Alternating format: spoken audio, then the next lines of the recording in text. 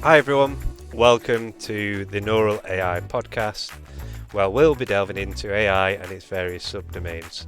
We'll be exploring an array of topics like generative AI, recommender systems, deep learning, and reinforcement learning. We'll explore how this intersects with various industries like retail and healthcare, and we'll do this by chatting to thought leaders in the industry who share their personal journeys of perseverance, use cases, and technical challenges. Besides this, we'll also have some fun along the way, discussing future predictions. So sit back, relax, and enjoy. 6 to 12 months, don't we, Alexey? And when I first met you, one of the things that came across was just your passion for longevity and a true champion for the field. But I guess most people, they won't know what longevity AI is or even longevity. So yeah, over to you. Do you want to give a quick introduction on yourself and longevity? Hi, Chris. Thanks a lot for the invitation.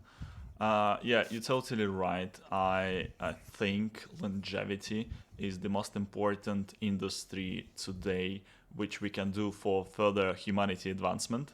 Mm, Uh, I think about that way. Uh, about a third of our lives we are studying, a little bit more than a third of our lives we working and contributing to society, and the last third of our lives we're actually almost a burden to society. We stopped working, we get age-related diseases, and we are slowly progressing to death. And what is the promise of longevity industry, and myself in it, is actually trying to improve this middle part of life where we are as healthy as we can and as smart as we can. Basically, the dream is to feel like a 30 or 40-year-old when you are 70 or 80-year-old. So this is the dream and the ambition of the industry. And imagine how much more we can contribute to society. And like the great example I love to give here is imagine a space race in the 1960s and 1970s. If Werner von Braun and Korolev would live for additional 10 years, and we would have been on Mars already, but the space race stalled. It, not basically one can tell it stalled because of economics, but it also stalled because of these great people. They actually died, and we couldn't replicate their designs until now. Like only now, Elon Musk starts to do something on that scale, which we achieved 50 years ago. And there are a lot of people like that who are alive today, who might like just give them additional 10 to 15 years and they will give so much value to humanity, and our species will move forward. yeah, understood. So, yeah, in its simplest form, longevity is about extending the human life. But with that kind of intersection with AI, how are you using AI with longevity? Yeah, of course, the biology is very complicated. It is messy. It is chaotic. You almost never get answers which are 0 or 1. So every answer is more or less uncertain, probabilistic, uh, with a lot of complexity involved. And to really understand health, the process of aging and disease, uh, we would need first a lot of data, and second, a lot of brain power. And but here the biology is so complex that brain power of one human is rarely enough, and this is a great place to apply AI techniques to actually uncover the mechanisms. In our case, it's the mechanisms of aging, and then try to tweak this mechanism, intervene. So either by lifestyle changes or in several years or probably a decade with a drug that would actually decelerate aging or even rejuvenate a person to a younger state. The AI is actually imperative because we have the amount of data on biology is so enormous that just like a human brain can't really fathom it.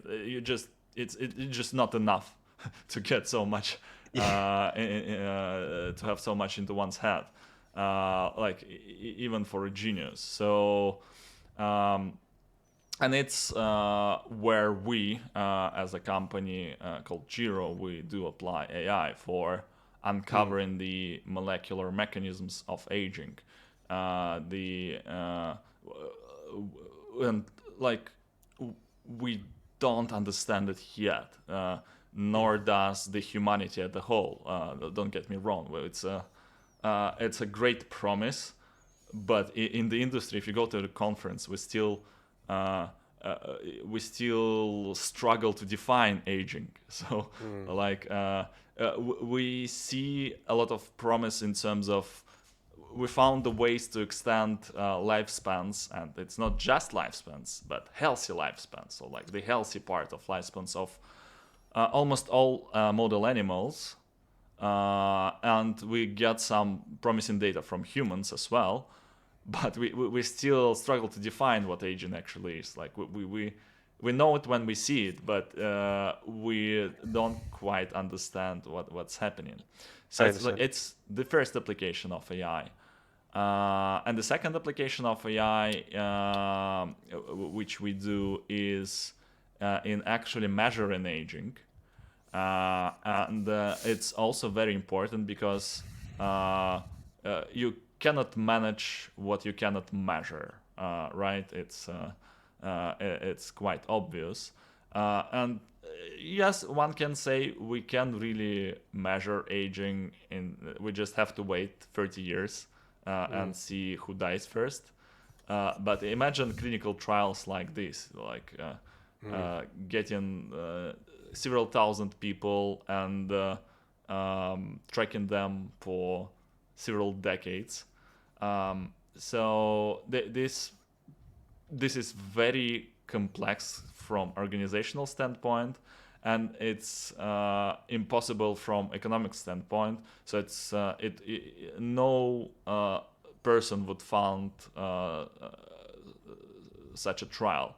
So it's probably a non-profit might do that, or a government, but like no investor would invest money in that because like 30 years is too long. So we had to come up with the idea how to measure aging, and here we came up with the concept of biological age. It's in contrast to calendar age, which is basically what is written in your passport. You take today's date and subtract the date from on which you were born, and you get your calendar age. But as most of our listeners would know, like people who are of their age, they differ a lot in terms of actual health and likelihood of getting chronic disease or dying.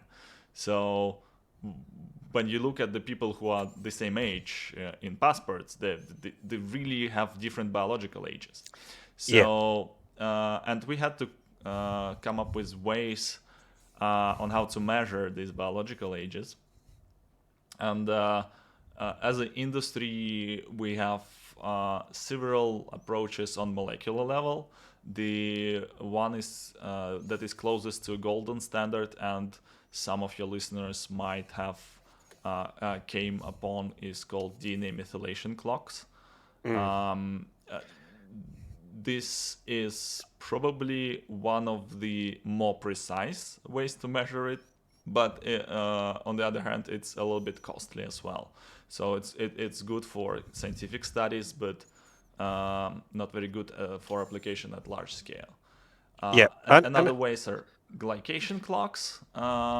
There are ways of just getting your blood work and applying basic AI tools and getting biological age from there. mm, Uh, Cheaper, a little bit less precise, but does the job. There are ways to actually, again, and it's a great application of AI. You look at person and you can really gauge how old he or she is. Really, mm, like plus or minus 5 years. But yeah, most of the times you can say, oh, like this person is probably 20 and this is probably like 70 or 80.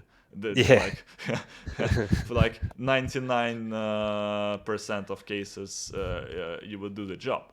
mm, So will AI. And it was one of the first actually ways to measure biological age is ImageNet-like techniques where you apply the tags with people's ages, and AI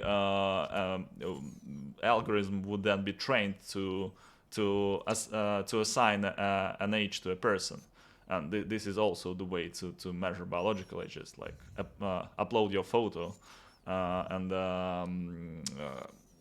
AI will assign an age to you. mm, And what we at Juro have developed is a little bit different from that.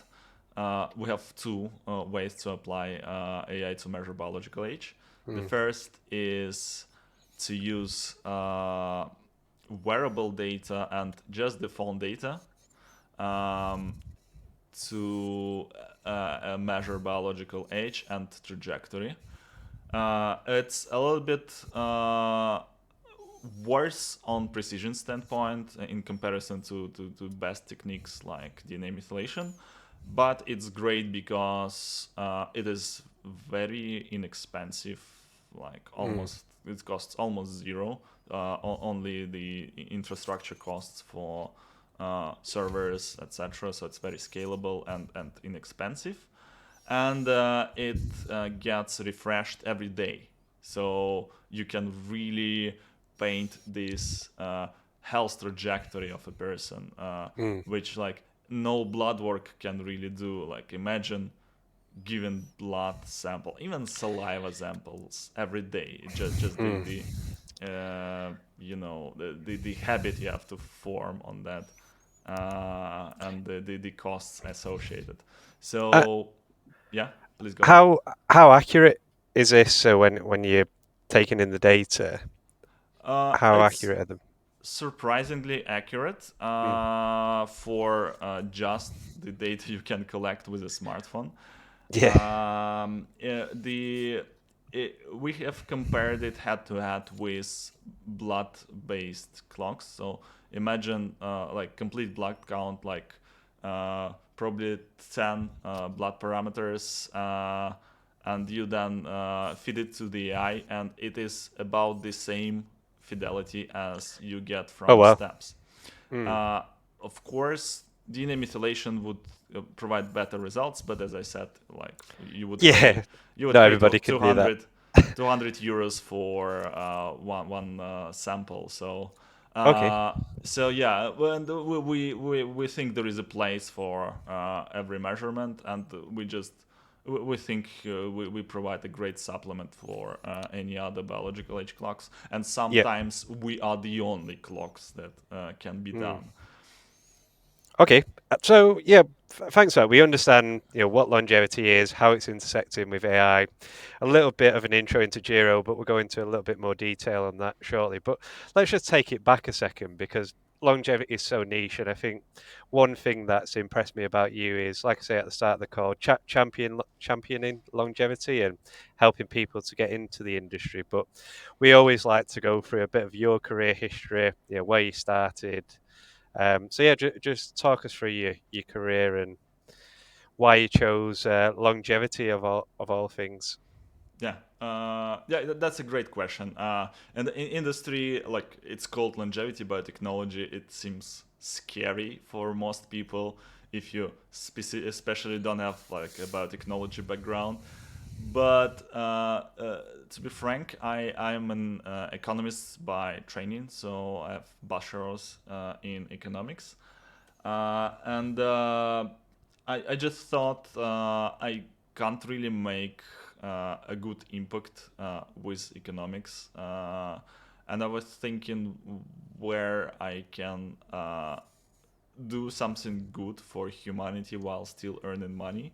Hmm. And I first just transitioned to biotechnology. Um, I did a lot of self-education actually, and then got a master's degree in biotechnology.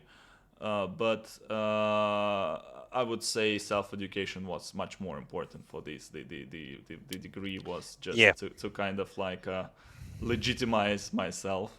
yeah. And Where where where would you say is you touched on there the self education? Where's a good starting point for someone to say, I want to start doing longevity tomorrow? Where would you recommend they start? Oh, yeah, that's another great question. So there are a lot of free videos on YouTube. For instance, a largest conference on aging and longevity. It's called ARDD, Aging Research and Drug Discovery. Hmm. It's held in Copenhagen, and they release most of the videos online. And the latest conference is already available, and you Mm. can just go there and listen to the leading scientists on the topics and some of the leading founders of longevity startups there, and see what industry is doing today to work on human lifespan. So it's a great way to get familiarized to what people are actually doing. Uh, if you don't have any understanding of biology at all, it would be a little bit hard. So I would advise to go for biology 101 course, or read like a good biology textbook for freshmen. Mm. There are free courses available all over the internet. If I would do that, I would go for MIT open courses and search for something there. And you can either do it for free just to understand biology, or you can then pay some several $100 and get like a certificate on your LinkedIn or on your CV, which would be then helpful when you be getting a job. I mean, specifically, if you already have an AI computer science background, there is a need in people like that a lot. I would Hmm. say in our company, we mostly don't have biologists. We have probably three, Mm. like three people with biology backgrounds. But like most people, they learned biology on the job or like self-educated themselves, and they usually have like physics background or computer science background or mathematics background.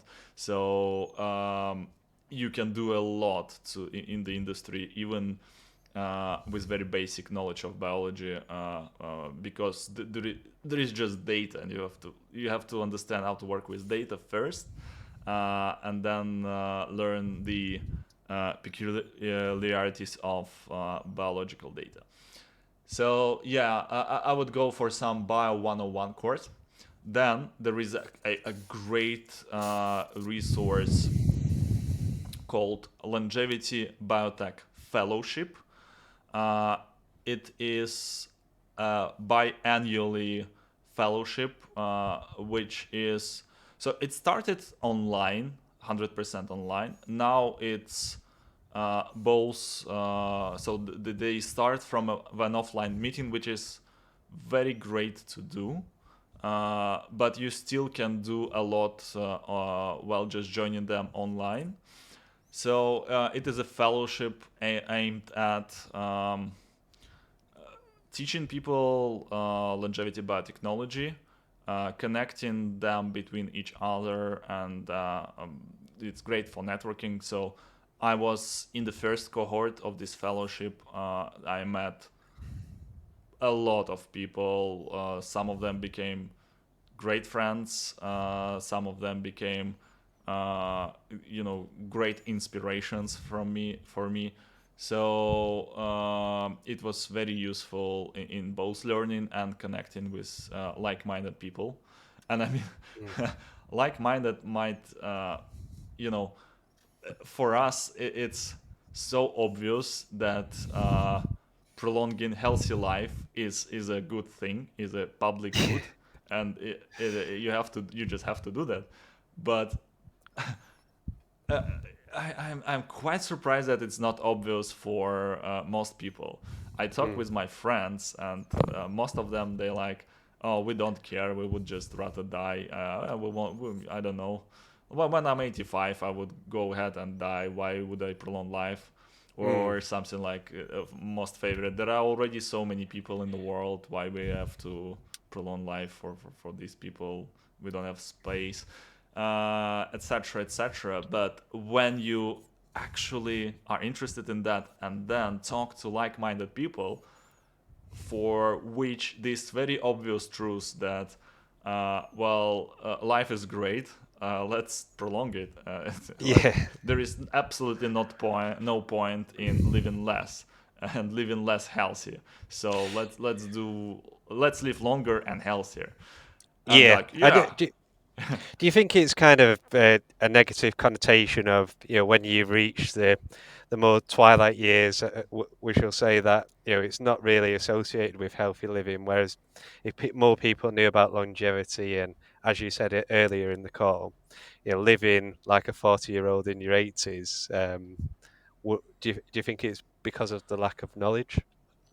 Yeah, I think it's again a great question. I think the negative connotation comes from culture, and we have a culture where there is a lot of content where someone who wants to prolong his life or beat death, become immortal, is in all cases an anti-hero. So Mm. it's like a dictator, it's like a antagonist of or like a villain of some sort, or like a god who is fighting for like a power to become even more godly. So there is something about this desire to prolong healthy lifespan. I mean, it's Yeah. not usually healthy; it's usually like closer to immortality. So like, but sometimes people miss this, and they put an equal sign with that. So you want to Yeah. prolong life, you want to get immortal. You're probably an anti-hero. Yeah. So I think there is this cultural legacy where there is a lot of content saying that is bad. Yeah. Then there are billionaires, like if they do something towards that, it's usually also gets a bad press. Like if you or listeners can remember Blood Boys about 10 years ago. So Peter Mm. Thiel hired a blood boy, basically like a young, healthy uh, uh, person who, provided a fresh blood for him for blood transfusions. It's crazy. Because, yeah, it was about 2014 or 2015, there was a paper published that reinvigorated science on um, basically a benefit of a younger blood. Mm. So they did an experiment of connecting blood systems of to mice, and the older mice got a lot of benefit from younger blood. So it basically looked healthier, had healthier markers, and a lot of people got excited and thought like, oh wow, there is something in young blood. And this hype went for about a year or so, and then FDA Yeah. came and prohibited it completely because it wasn't tested at all. Yeah. But like the media storm was quite rememberable, I bet. and actually, if you watched a Silicon Valley like a series, there was like one episode where they made laugh on this blood boy thing. Like one of the heroes there also is a Yeah. blood boy. So It's it's like something out of a sci-fi film, isn't it? I guess yeah, this question is just for fun, but speaking of sci-fi, do you think that maybe early data's there, or in your opinion, that we could eliminate aging one day, or slow it down to the point where you know we're doubling, tripling the human lifespan at some point? And again, just for fun. uh, yeah, I think we definitely could increase lifespans like two or threefold on a like over several hundred years. I think we definitely can, if like no World War 3 or 4 will happen and totally destroy humanity and bring us to Stone Age. So if there is some degree of technical advancement, we'll get there at some point. We Yeah. just want to get there faster because I think it's like an enabling technology for many other technologies. Because just you have like a smart person would have more time to do smart things for humanity. So it's like Mm. very enabling for other areas as well. Yeah. Almost like AI, probably. So like yeah, comparable to AI as well. Mm. And I mean like strong AI, the AI which Yeah. will be smarter than humans.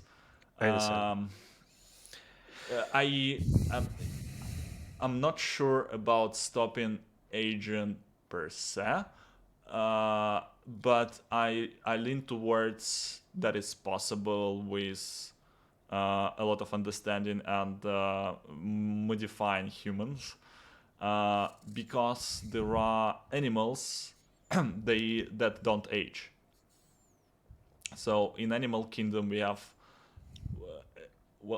very slow aging mammals, and it is, for instance, some bats, and like it's very funny where some bats they live 50-year-olds for 50 years, and some bat species they live for several years. And Mm. if you look at them, there is actually they look quite similar, but like there are some small differences between them that provide them like times longer lifespans. There are whales which live hundreds of years. In animal kingdom beyond mammals, there are uh, turtles living hundreds of years. There are species of hydras that actually don't die of old age. They practically immortal and they can Mm. rejuvenate.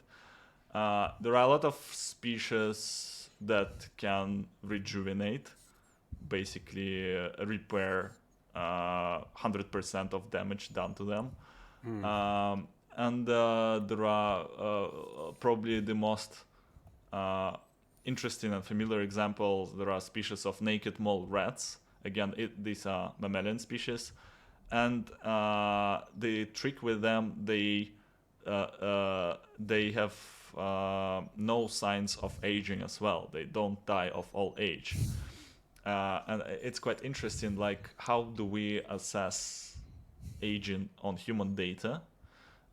We see that older humans get exponentially more chronic diseases with time, and mortality doubles about every 8 years.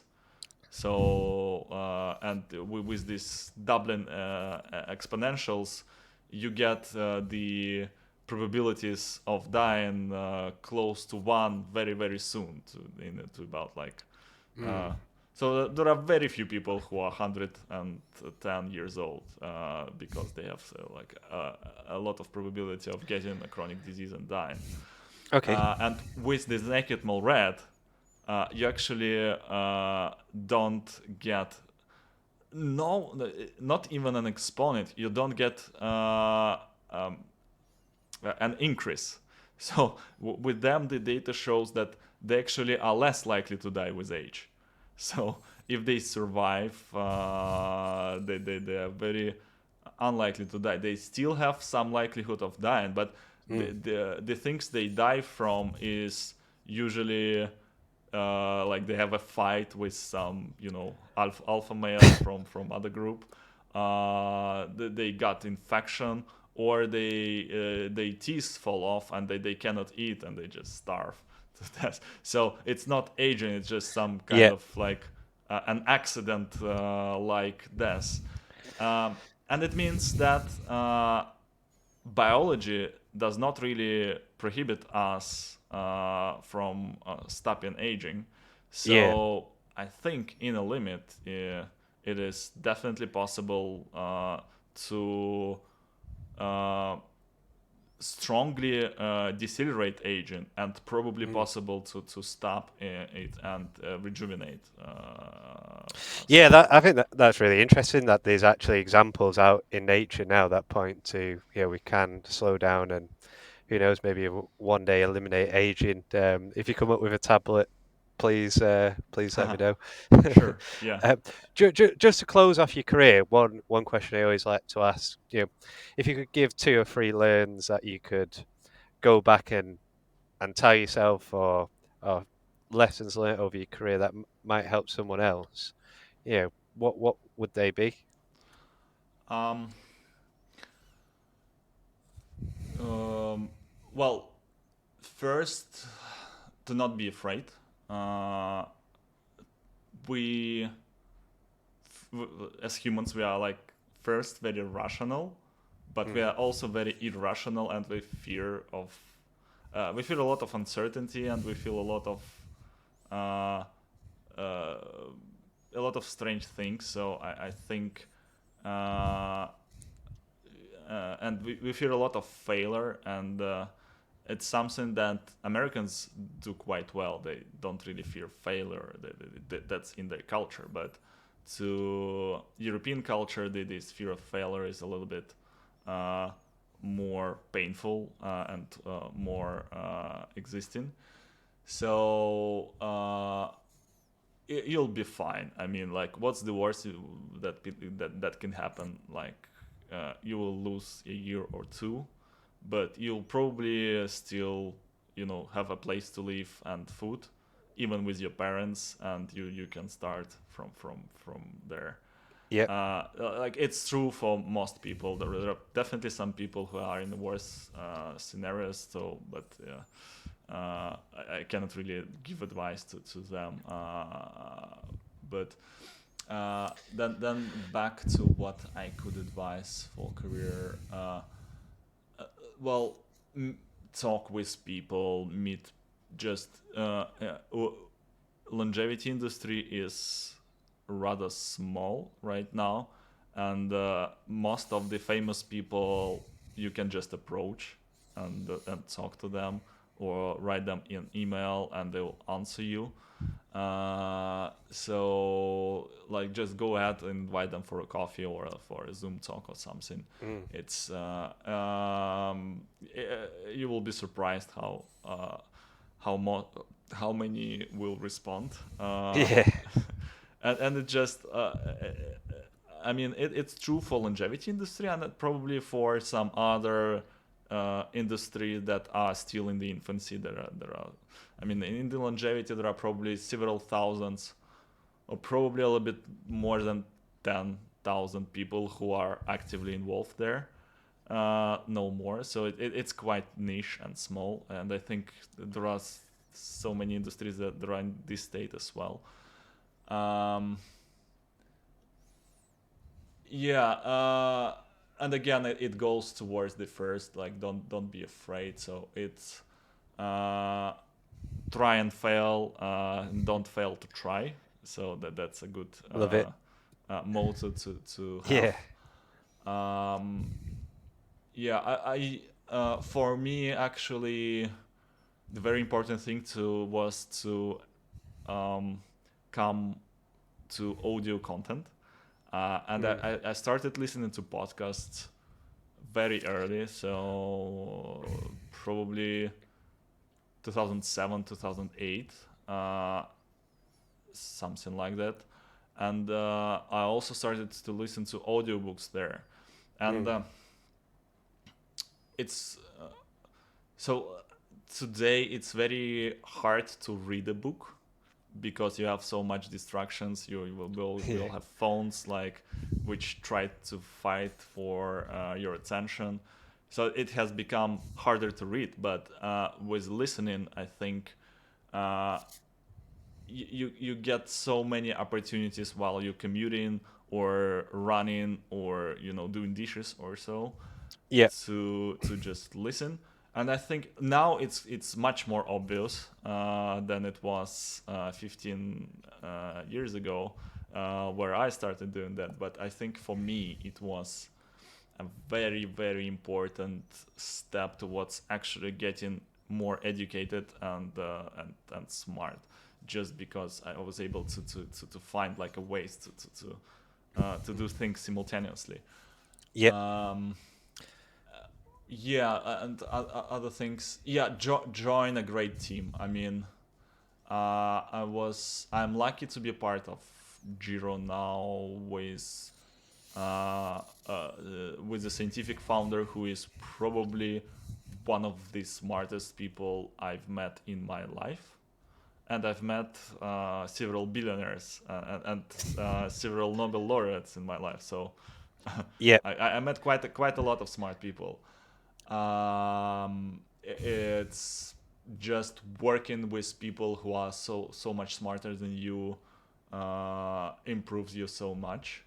Yeah. Uh, I, I, yeah, I, thi- so I think to that last point as well, something we see across the AI industry in general. Someone's done the masters or the PhD. They've been on academic salary, shall we say, and the first thing they look for is how can I get a big payday. But I think your point is probably the most important: getting the right mentorship and understanding how to take that research and apply it into the real world. yeah, I mean, for me, it's a great point. For me, the money was not a good motivator. It's just an instrument. Mm. So yeah, so and this is what research shows. When you get enough money, the additional money provides you with very little to no happiness.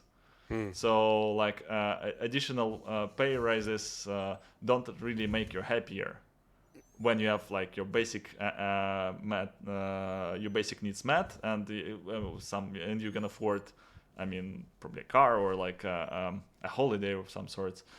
Yeah. So I think uh, I, I've always went for uh, doing something interesting with great people rather than getting more money. And I'm, uh, I'm probably, and like work is something that you do most of your life.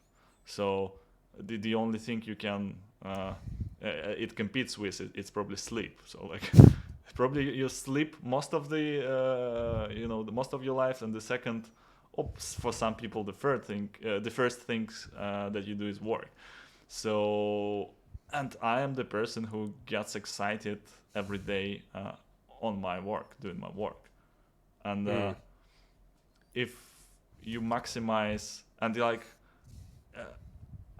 uh, well, everyone maximizes things that are important to them, but for me, I maximize happiness, fun, and interest in my life, and having an Yeah. interesting work with great people uh, uh, brings me a very very long way towards actually having a fun life.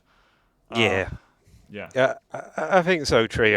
is one thing I admire about most people in AI or the biospace is usually key driver is, how can they make an impact? How can they make a difference? And I think that's especially true Yeah. with you. Um, cool.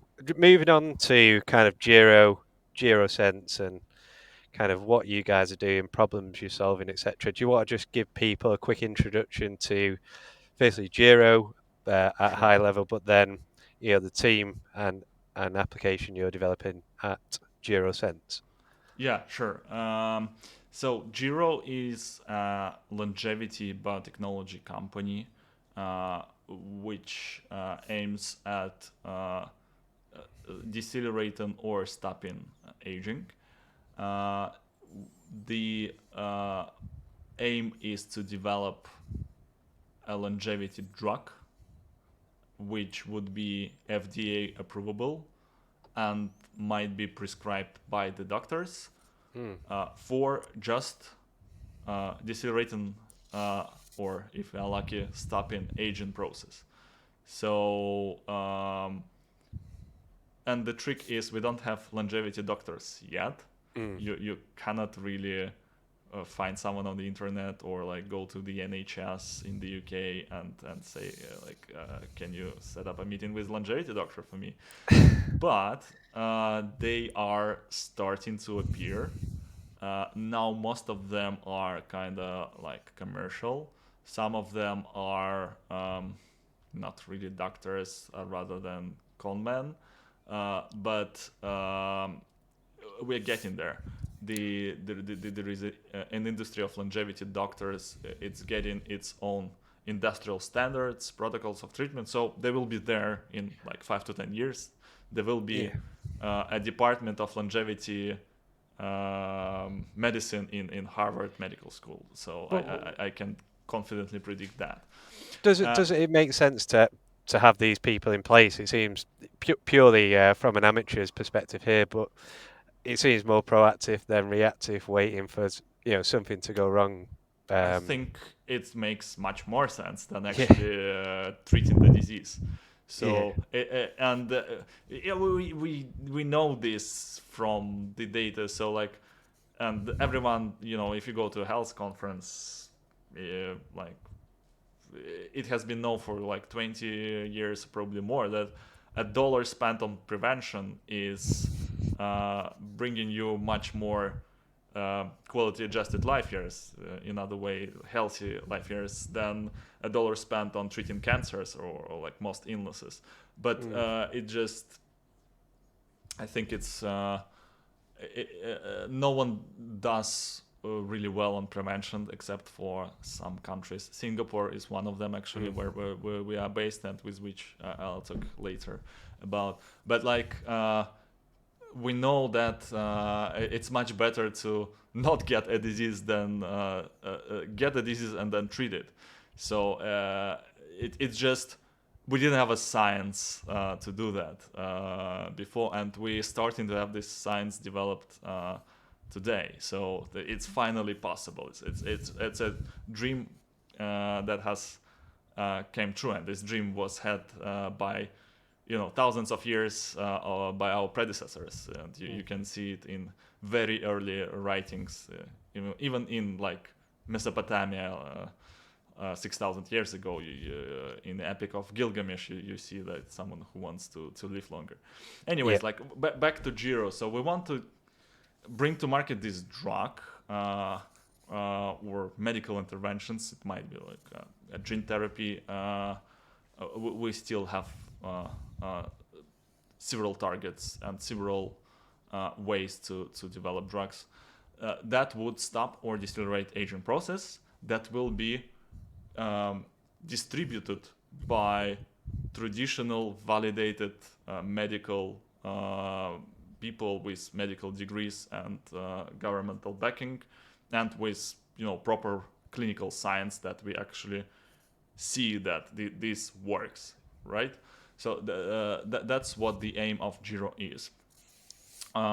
We are, as I said, founded by a physicist, and we work, in contrast to most other companies, we base our science not on some uh, deep biological understanding of some part of aging process, but from actually accumulating a lot of human level data and applying a lot of knowledge from physics of complex systems and AI towards this human level data in order to uncover the molecular mechanisms of aging. And we want to uncover the most upstream cause of aging because it would be the best target.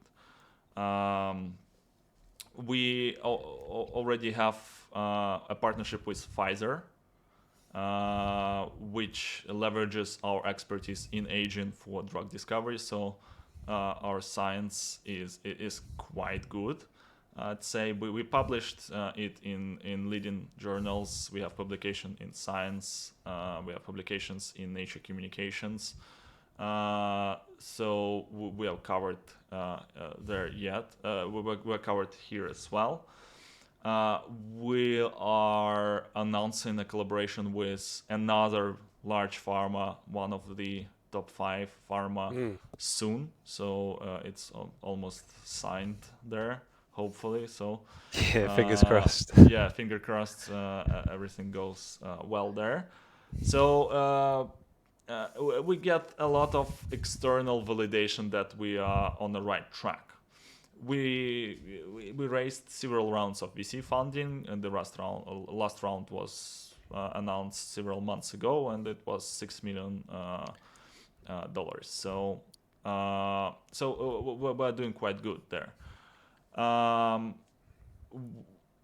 And with GeroSense, this is a sort of a side technology of understanding how aging unfolds in humans. As I said, we need in the beginning we need ways to measure aging in humans, and as I also said in the beginning, we developed ways to measure people based on their longitudinal step patterns. This is technology that might be used at scale. We are now talking with cities, so I think it might be used at the municipality scale, at city scale, and even at country scale, because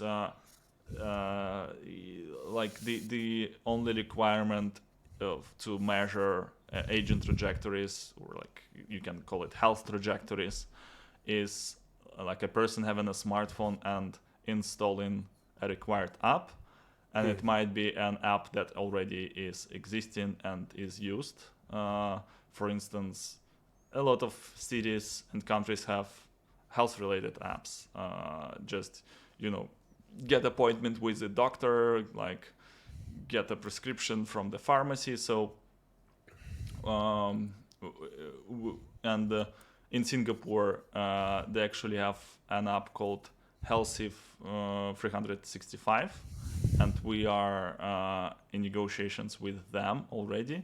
They have data from 1 million of Singaporeans, which is quite a great audience, considering that there are only 6 million of Singaporeans. So it's quite representable. It's quite representative in terms of the whole country.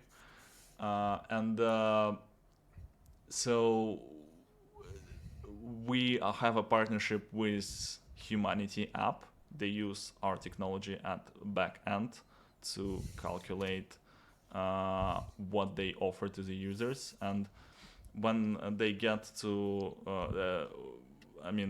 they already are at the scale where it's feasible, but if you say are like a health tech company that is only just starting, when you get at the scale of a little bit more than tens of thousands of people, probably like 100,000 of people, suddenly you can do these closed loop experiments in iterations, and you provide some advice, and then you measure, did it get a person healthier or did it not? and then you can do a lot of A/B testing and iterations like that, and suddenly you have a way to develop a personalized recommendation engine. All right, and that is something that everyone, if you go to the healthcare conference, again, it's what everyone is talking about, something like how you can personalize medicine and health. So we have a tool that allows to do that, and is already being used by a very large health tech startup. So cities and health tech companies that what we are already work with, and try to develop a better collaborations with. And we are now also started to talk with insurance companies because for them tracking health changes might be useful as well. But we're still exploring the industry. We're still developing relationship with insurance companies and insurtech companies to understand where our value proposition is there. So yeah, I think it's quite exciting. I'm most excited by applications at city level. I hope this year we will finalize at least one of the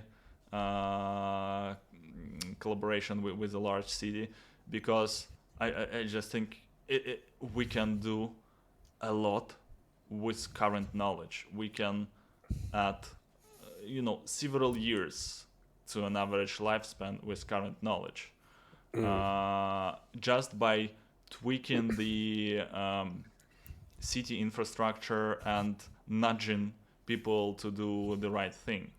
And I think when you take a large enough city, like several millions of people, and you can add even 1 year to an average citizen lifespan, you suddenly added 6 million years to humanity. And I'm very excited about that. So if I'm able to do that, my life would not be in vain. So, Yeah, and I think it's such a just cause. I really do. I think it's amazing, and leads me nicely on to the next question. What kind of impact do you hope GeroSense will have? How will it make a difference to people's lives?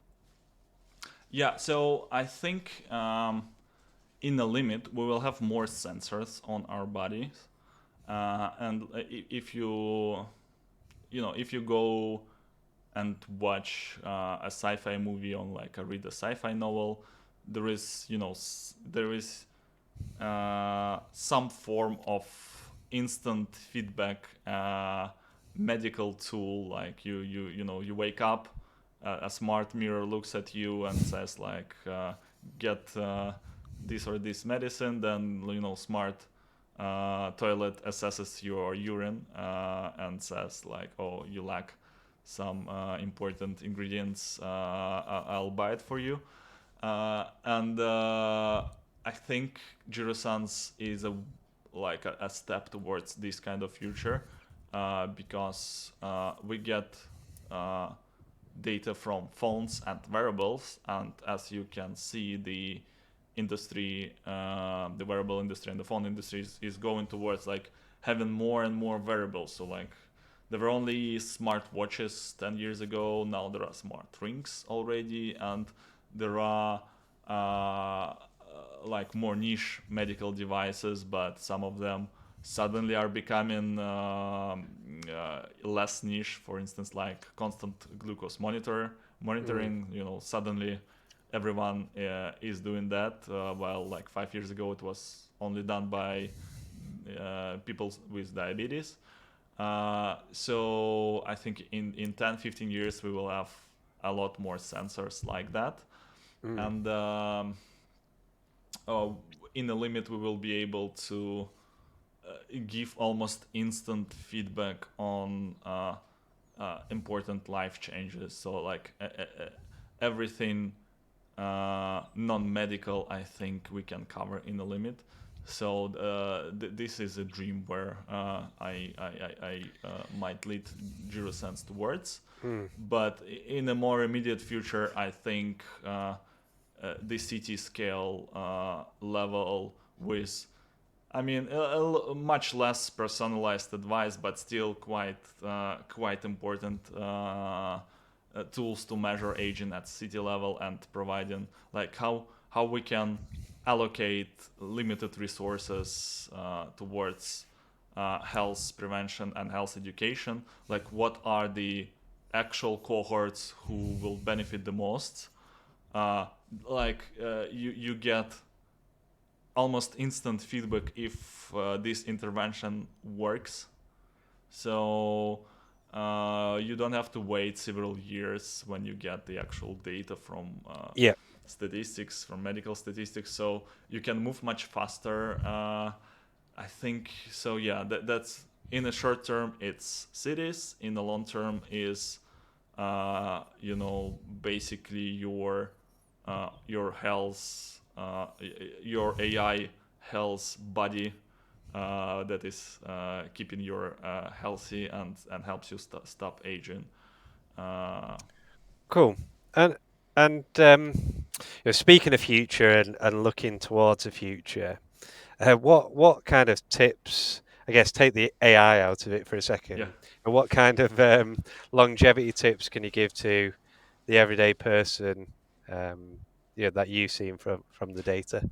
yeah, good. That's also my favorite question. Again, one of my as I said before, I like to work with great people, and one of the great people I've worked with before taught me that look, you got to practice what you preach. So if you're talking about longevity, you have to be healthy and you have to do everything to that is known today to increase your health span and lifespan. So what data we actually have? First, you have to move. It's very important.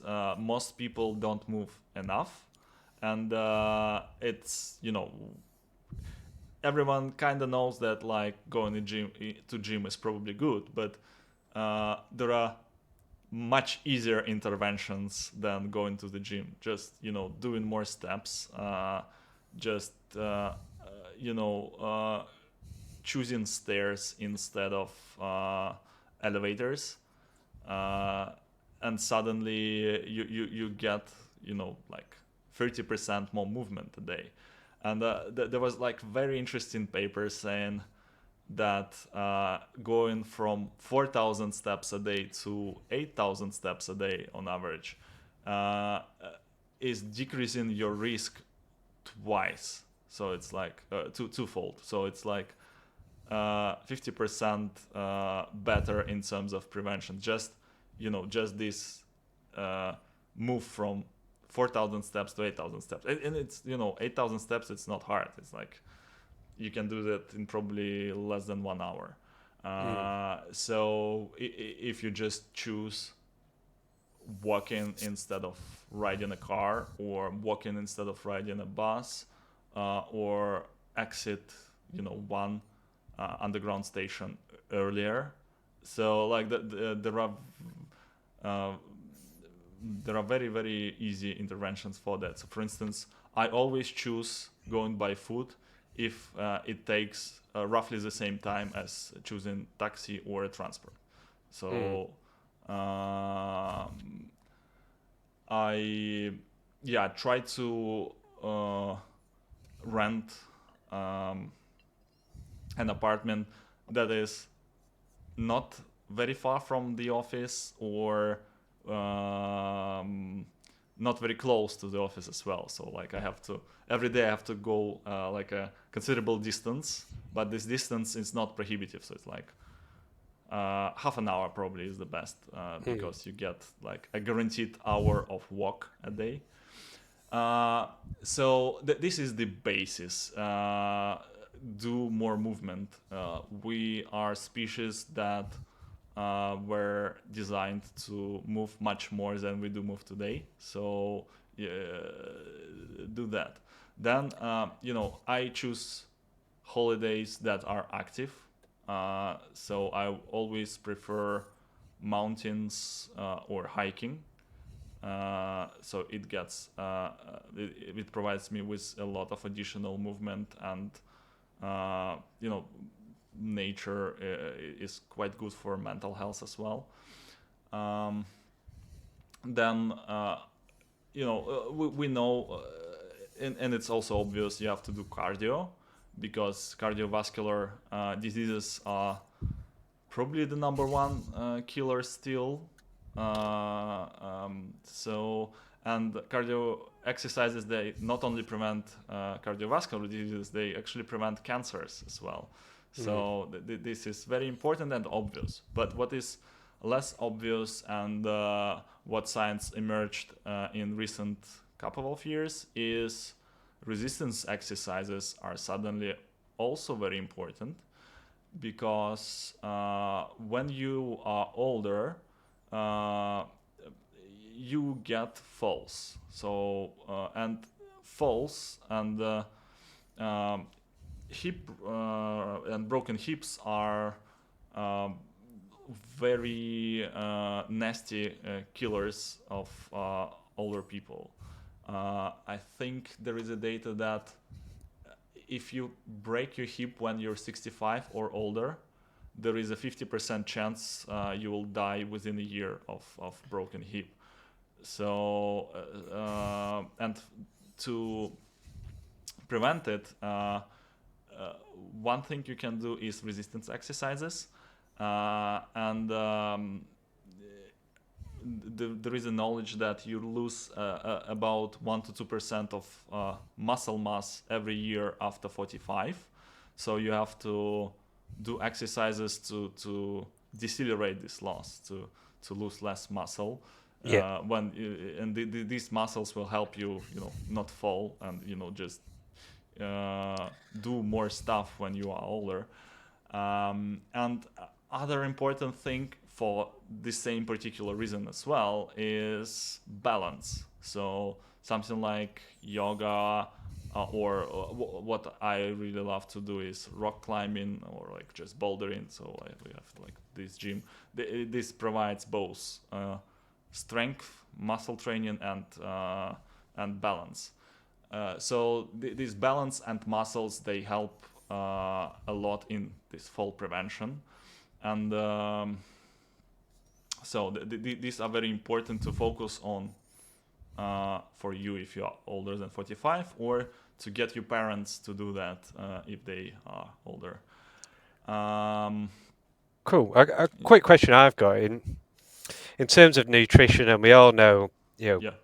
good foods from bad foods, or the majority of people know. But in terms of your top foods associated with longevity that will help people maybe reduce the risk of disease or cancer, is there any that stand out? Yeah, so like there are very 80 to 20% tips you can do here. Uh, Eat less sugar, or like, I mean, general sugar in terms of desserts, um, uh, like fast carbohydrates, etc.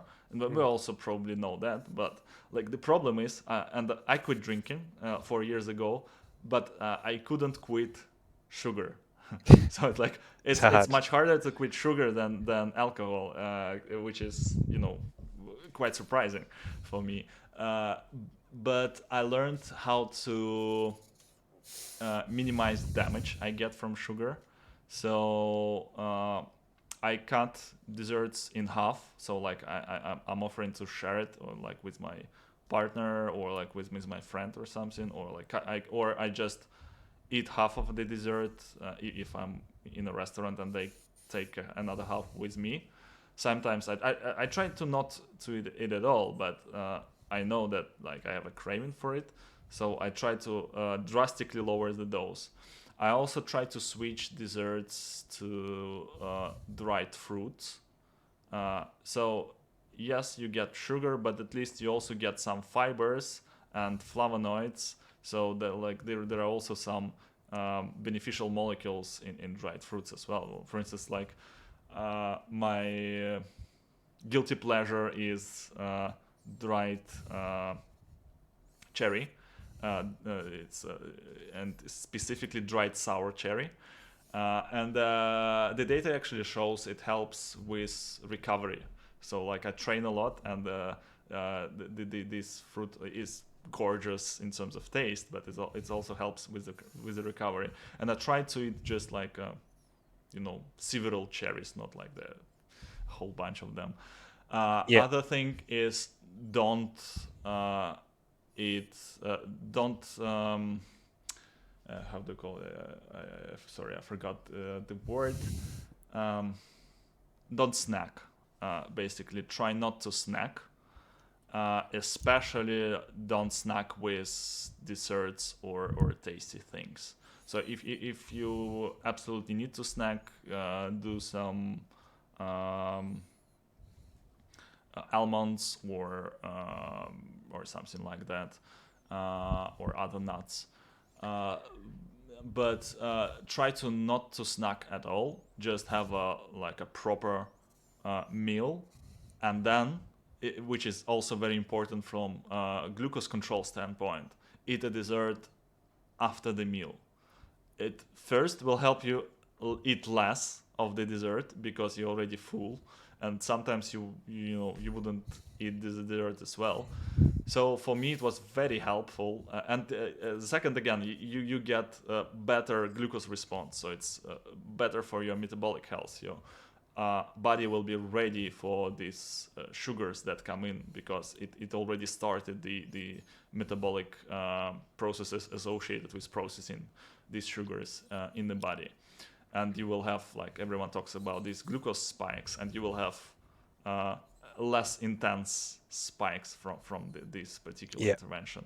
And yeah, for me it was very important. So I couldn't quit sugar, but for me it's like yes I cannot quit it, but there is like a specific time I will eat it, and I really wait this time so I have proper meal, and then after a meal I will have some of the desserts I love so much. And another very important intervention is eat as much vegetables as possible. So try to eat a lot of leafy greens. So with every meal, and start from it.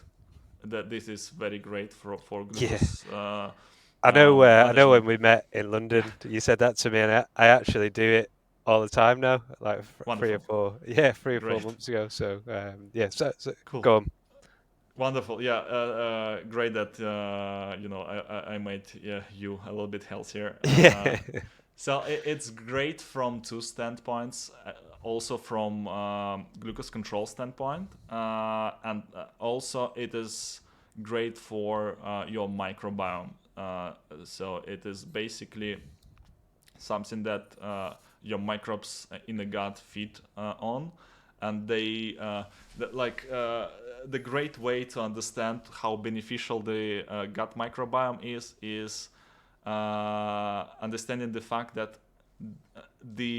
if you take like a total genes that you have, and genes are also they produce metabolites, something like they control everything that happens to your body. So you have like X amount of genes, 25,000 or something like that for a human. And your microbiome combined, like there are thousands of species of bacteria there, and they combined have 100 times more genes than you have as a human. So it is really an additional organ, and they produce a lot of stuff that we cannot produce. And if you feed them properly, you get a lot of benefit as a part of a super organism from it. So and Nice. eating a lot of leafy greens in the beginning, and vegetables in general. So I basically all these side dishes I have, I try to do like a vegetable side dish. So it's either a leafy green salad or other form of vegetables. So it's usually better than rice or pasta or something like that. Uh, Other thing is don't be too strict on yourself. Allow you to cheat sometime and just enjoy it because sometimes, and I've seen it in a lot of people, people get too hardcore and then they they either can't find food for them if they move to a new city or like to a specific restaurant, or they eat something that is not good for them, and from those two things they get a lot of stress, which actually damages them quite substantially, much more than like one or two unhealthy food servings would. So be wary of that don't be too harsh on yourself, and sometimes you can skip like the most important part. Do this systemically, like do the 80 to 90% of your meals healthy, and don't get too harsh on yourself when you do like these 5 to 10% cheaty like meals. In terms of supplements, I don't eat many of them. I eat quercetin or quercetin, depending on who you ask, to further diminish the damage from sugars I get from. It diminishes the likelihood of glycation reaction, which is actually what where the damage from sugars lies in this reaction, and damage to long living proteins in your body. And I sometimes eat ashwagandha because there are a lot of studies saying all sorts of benefits from it. It looks like just a nice addition to Nice. my diet. Yeah. Cool. Thank you for sharing the tips. The amazing stuff you do with GeroSense, frankly, and your career today. Really excited to get this out and share it with people. I think it's going to be a great listen. So thank you so much for coming on, Alexey. Is any closing thoughts from you that you'd like to add? Or Yeah, please. We need people in our industry. We need people with these ideas that we have to live longer and healthier. And this is stupid that we're doing too little to do that. We need new companies. We need people in existing companies, and we need all sorts of people: AI people, biologists, obviously. But we also need marketing people. We also need designers. So like there is place for everyone, and you can contribute. You can move full time there, but you can also do something as a side hustle. Google's company called Vita DAO. It's a decentralized autonomic organization. So it's like good crypto people assembled together, and you can contribute as little as 1 hour a week, and you can do something good for the industry. So yeah, please, you can always contact me. I will try to talk to you and help you with connections and advice. I do that very regularly. So, and I wish everyone long and healthy lives. Thanks a lot for inviting me. great, thank you. What we'll do as well, we'll include some links for those interested in researching the industry and some contact details for yourself as well. So thank you, Alexey. Cool. Thanks.